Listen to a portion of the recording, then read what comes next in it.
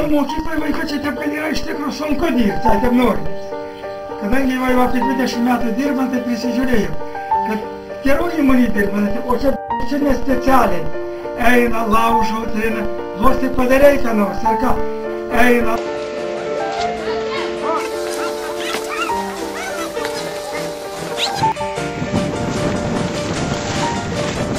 Laužo.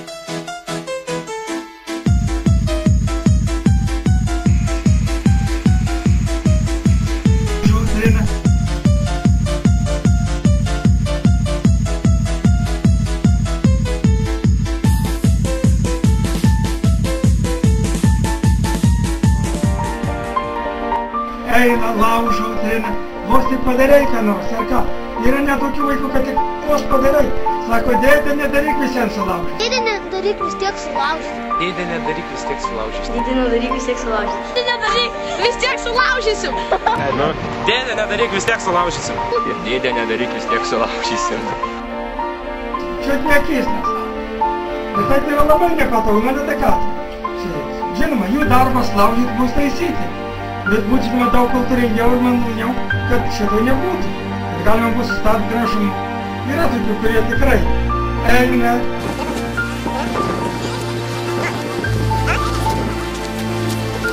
Čia nespecialiai. Vos vieną pabuvo perdą. O antrą pažiūrėti, viskas sulaužta.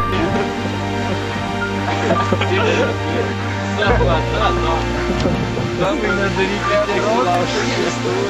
Ir sakysim, kad nedirba. Net būna specialiai vandenį atveju.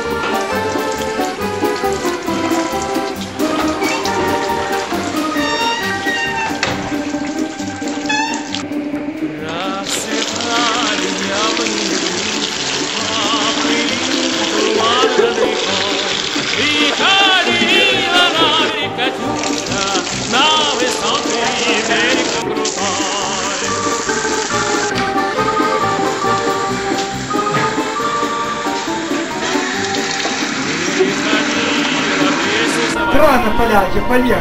Nu tai ką, nestovėsim prie durų. Reikia tada prie kiekvieno statyti kopostą ar ką daryti.